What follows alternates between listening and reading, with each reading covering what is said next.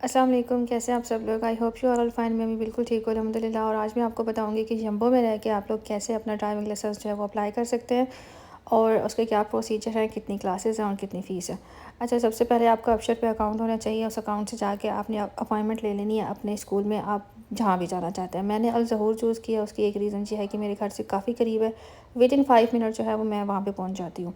उसके बाद जब आप वहाँ पे जाएँगे, आपको किसी भी डॉक्यूमेंट्स की कोई ज़रूरत नहीं है, आपका जस्ट अकामा होना चाहिए और जो आपने अपॉइंटमेंट लिया है उसका होना चाहिए स्क्रीनशॉट।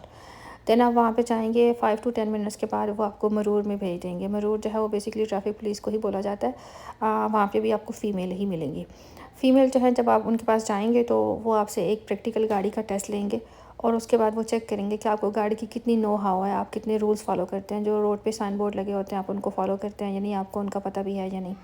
वो सब चेक करने के बाद फिर उसके बाद वो आपको बताएंगे कि आपका कौन सा लेवल है। अच्छा, इन्होंने 3 लेवल बना दिए हैं। लेवल 1 जो है वो बिगनर्स के लिए, जिनको गाड़ी की बिल्कुल नो हाउ नहीं है, जो बिल्कुल ज़ीरो से स्टार्ट करना चाहते हैं। लेवल 2 में वो है जिनको गाड़ी की नॉलेज होती है बट वो कुछ मिस्टेक्स कर जाते हैं, और लेवल 3 में भी कुछ ऐसा ही है।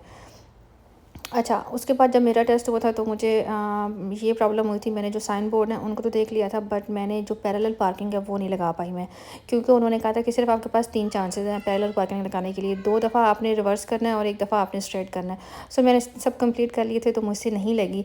जबकि मैं अपने घर में जब डेली गाड़ी पार्क करती हूँ, क्योंकि मैं रोज़ ही बाहर निकलती हूँ और मैं रोज़ ही गाड़ी ड्राइव करती हूँ जम्मू में, बट जब मैं रोज़ अपनी गाड़ी पार्क करती हूँ तो मैं डेली पैरेलल पार्किंग ही लगाती हूँ। बट जब आप किसी और के सामने जब गाड़ी चलाते हैं तो मिस्टेक जो है वो हो ही जाती है। ख़ैर, उसके बाद मेरा लेवल 2 जो है वो उन्होंने डिसाइड किया। उसके बाद मैंने इसकी पेमेंट की। पेमेंट जो है वो मेरी थी 1466 रियाल। जो बिगनर्स हैं उनकी 3000 है और जो सबसे लास्ट पे हैं उनकी 700 है। अच्छा, उसके बाद मेक श्योर कि जब आप इनको अपनी इन्फॉर्मेशन दें, आपका फ़ोन नंबर, आपका ईमेल एड्रेस, आपका सब कुछ अपना होना चाहिए। हस्बैंड का, फादर का या भाई का नहीं होना चाहिए। अच्छा, मैंने उसके बाद इनको जब ईमेल एड्रेस सब कुछ दे दिया, इन्होंने विद इन फ्यू मिनट्स मुझे ईमेल कर दी थी, मुझे मैसेज भी कर दिया था। और ईमेल में वो आपको ये सारी डिटेल्स जो हैं वो आपको भेज देते हैं कि आपकी कब क्लासेस हैं, टाइमिंग क्या है, डेट क्या है, दिन क्या है, सब कुछ। यहाँ पे आपको जो स्क्रीन पे नज़र आ रहा है माई शेड्यूल के हिसाब से, ये मेरा सारा शेड्यूल है। एंड मैंने 27 मई को फ़ीस जमा करवाई थी, मेरा फ़र्स्ट डे था। उसके बाद 2 जून 3 जून को मेरी थी थ्योरी की ऑनलाइन क्लास, और 4 जून को थी मेरी सिमुलेटर की क्लास, एंड 6 जून को था मेरा थ्योरी टेस्ट। ये हो गया मेरा 4 दिन का प्रोसीजर। नेक्स्ट आ जाते हैं हम 10, 11, 12, 13 एंड 23। ये थी मेरी 5 डेज़ की प्रैक्टिकल क्लासेस, जो ये मुझे वहाँ पे लेके जाएंगे और मुझे गाड़ी चलाना जो है वो सिखाएंगे, कुछ इन्फॉर्मेशन देंगे, सब कुछ। अच्छा, बीच में ये 13 से 23 तक गैप इसलिए आ गया क्योंकि ईद की हॉलीडेज़ जो हैं वो स्टार्ट हो जाएंगी, वरना अगर ईद ना होती तो ये मेरा प्रोसीजर जो है ये जल्दी हो जाता और मुझे मेरा जो लाइसेंस है वो मुझे जल्दी मिल जाता। उसके बाद ऊपर आ जाता है जहाँ पे लिखा हुआ है online training and trial quiz. अच्छा, जहाँ पे लिखा हुआ है ना स्टार्ट नाउ ऑरेंज कलर का, जहाँ से जब आप स्टार्ट नाउ करेंगे तो आपकी जो ऑनलाइन वीडियोज़ हैं उन्होंने जो आपको फॉरवर्ड की हुई होंगी वो ओपन हो जाएंगे। उसके साथ अगर आप देखें अपकमिंग सेशन में तो वहाँ पे ऑनलाइन ट्रेनिंग भी लिखा हुआ आ रहा है, उसकी टाइमिंग मेंशन भी होके आ रही है। अगर यही क्लासेस मेरे स्कूल में होंगी तो वो ऑनलाइन ट्रेनिंग की जगह ऐट स्कूल आ जाएगा। अच्छा, जब आप स्टार्ट नाउ पे क्लिक करेंगे तो इस तरह की यूनिट्स जो हैं वो आपको शो होंगे। एक यूनिट्स में 5 वीडियो भी हो सकती हैं, 8 भी हो सकती हैं, 10 भी हो सकती हैं, ठीक है। हर यूनिट में डिफरेंट डिफरेंट वीडियोज़ हैं। लेकिन अगर एक यूनिट में 5 वीडियोज़ हैं और 5 वीडियोज़ देखने के बाद नीचे लिखा हुआ आएगा स्टार्ट द क्विज़। जब आप सारी वीडियोज़ देख लेते हैं तो उन्हीं वीडियो से रिलेटेड ये एंड पे आपसे क्वेश्चन करते हैं। ये 5 क्वेश्चन होते हैं, इनका आपने आंसर करना होता है। एंड मेक श्योर कि आपके 5 के 5 क्वेश्चन जो हैं वो सही होने चाहिए। अगर गलत होगा तो आपका जो नेक्स्ट यूनिट नंबर 2 है या 3 है, जो भी है, वो ऑन नहीं होगा, वो नहीं चलेगा, क्योंकि वहाँ पे मेंशन हुआ आ जाता है कि आप पहले जो क्विज़ है उसको कंप्लीट करें एंड देन आपका नेक्स्ट जो है ना वो स्टार्ट होगा। एक चीज़ तो ये होगी, फर्स्ट डे पे मैंने जस्ट यूनिट 1 ही कंप्लीट किया था, बट सेकंड डे पे मैंने यूनिट 2, 3, 4, 5 एंड 6 ये सारे कंप्लीट कर लिए थे। आप देख सकते हैं कि इन सब पे ब्लैक कलर की मार्किंग होके आ जाती है। जब आप सारे यूनिट्स कंप्लीट कर लेते हैं तो जितनी भी वीडियोज़ हैं और जितना भी यूनिट्स हैं इन सब पे ब्लैक कलर की मार्किंग हो जाती है और ये नीचे लिखा हुआ आ जाता है स्टार्ट द क्विज़। अच्छा, कुछ वीडियोज़ जो हैं इनकी टोटली अरबी में हैं और कुछ वीडियो के साथ नीचे ट्रांसलेट होके इंग्लिश आ रही होती है, लेकिन मुझे अरबी नहीं समझ आ रही थी, बट फिर भी मैंने वीडियो पूरी चलाई है, मैंने उसको स्किप नहीं किया, मैं बैठी रही हूँ। क्योंकि मुझे पता था कि मैं अगर मुझे कुछ समझ नहीं भी आ रहा, मे भी वो साथ में कोई पिक्चर ऐसी दिखा दें जो मुझे समझ आ जाए कि ये इस चीज़ के बारे में बात कर रहे हैं, लेकिन आंसर हमने करना ही होता है। कुछ आंसर आपके अपने माइंड में भी आ जाते हैं, कुछ आंसर आपको वीडियो देख के भी आ जाते हैं। जो नहीं समझ आ रहे इट्स ओके, आप लोग गूगल कर लें। मैंने ऐसे ही किया था, मैंने कुछ क्वेश्चन जो है वो गूगल कर लिए थे। आपको सेम एग्जैक्ट जो है वो आंसर नहीं मिलता, बट उसका कुछ ना कुछ अल्टरनेट आपको मिल जाता है और आपको समझ आ जाती है कि ये इसका आंसर है। ये सब चीज़ें करने के बाद सारे के सारे क्विज़ आपके कंप्लीट होने चाहिए।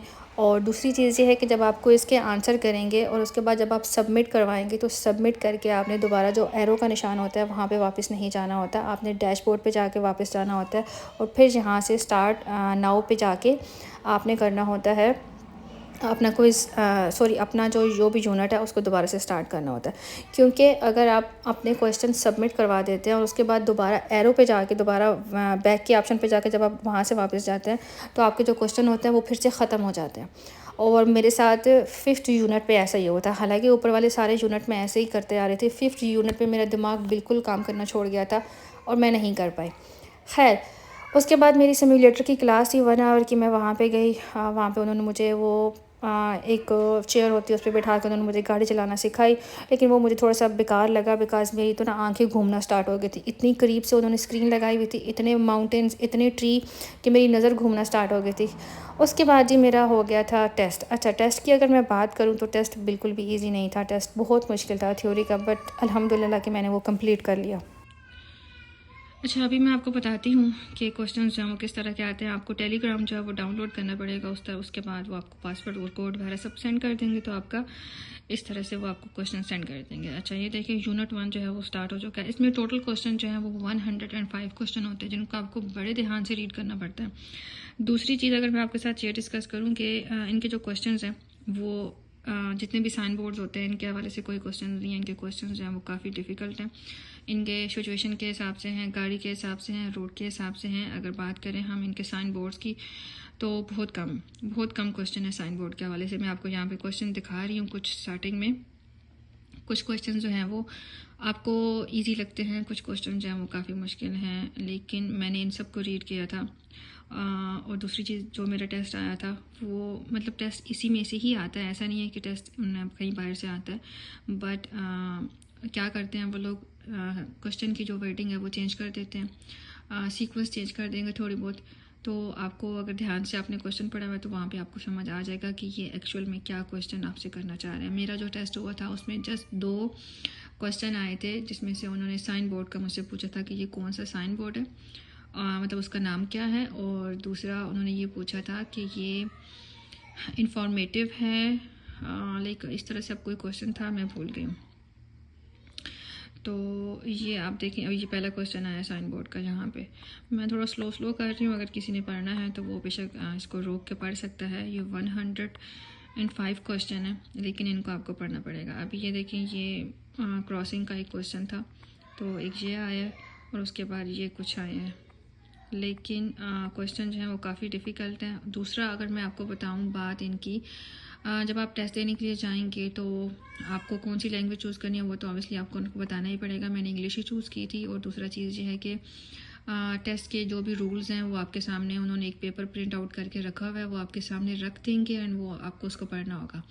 फर्स्ट रूल तो उन्होंने मतलब ये लिखा हुआ था कि आपके जो परसेंटेज है वो 75% हर हाल में होनी चाहिए। 75 से अगर 74 है तो आपको वो फेल कर देंगे। सेकेंडली, आपको 30 क्वेश्चन जो हैं वो आपके बिल्कुल ट्रू होने चाहिए। 40 टोटल जो है वो आपको 40 क्वेश्चन आपको देंगे, उनमें से आपने 30 जो हैं वो हर हाल में करने हैं सही। तो अगर आपको क्वेश्चन नहीं समझ आ रहा आप स्किप भी कर सकते हैं, लेकिन एंड पे ये हो जाता है क्योंकि 10 क्वेश्चन जो हैं वो उन्होंने एक्स्ट्रा दिए हैं, कोई इतनी खास उन्होंने एक्स्ट्रा नहीं दिए हुए। तो मैंने भी ऐसे ही किया था, मैंने पहले इजी वाले क्वेश्चन जो हैं वो आराम से कर लिए थे, मैं स्किप करती गई हूँ एंड पे जाके ना मेरे 22 क्वेश्चन जो हैं वो कंप्लीट हुए थे, बाकी सारे मैंने स्किप कर दिए थे। उसके बाद मेरा ना सबमिट नहीं हुआ। तो फिर नीचे येलो कलर की मार्किंग बॉक्स बना आ रहा होता है, आप वहाँ पे जाएं, आपको जो क्वेश्चन आसान लगता है आप वो करें। हड़बड़ी नहीं करनी क्योंकि 35 मिनट्स का टाइम होता है, लेकिन मैंने 15 मिनट्स में 15 से भी कम टाइम पे मैंने वो क्वेश्चन जो है वो सॉल्व कर लिए थे। 35 मिनट देते हैं ताकि आप लोग आराम से सोच समझ के उसका जवाब दें। और आपकी परसेंटेज जैसे ही आप अपना टेस्ट जो है वो सबमिट करवाते हैं तो आपकी परसेंटेज जो है वो बिल्कुल सामने लिखी हुई आ जाती है। मेरी 77% थी, मैंने शायद पीछे आपको दिखाई भी होगी। और उसके बाद आप बस आपका टेस्ट पास हो जाता है। अगर आपने थ्योरी पास कर लिया ना तो फिर प्रैक्टिकल मुझे लगता है इतना मुश्किल नहीं है आपके लिए, अगर आप गाड़ी चलाती हैं तो। क्योंकि मैं गाड़ी चलाती हूँ, मैंने पहले भी पाकिस्तान में 2 साल गाड़ी चलाई है, यहाँ पे भी। बट यहाँ का थोड़ा सा इशू ये हो जाता है कि आपको कैमरों का प्रॉब्लम जो है वो फेस करना पड़ता है। पाकिस्तान में मुझे ये वाला प्रॉब्लम जो है वो फेस नहीं करना पड़ा।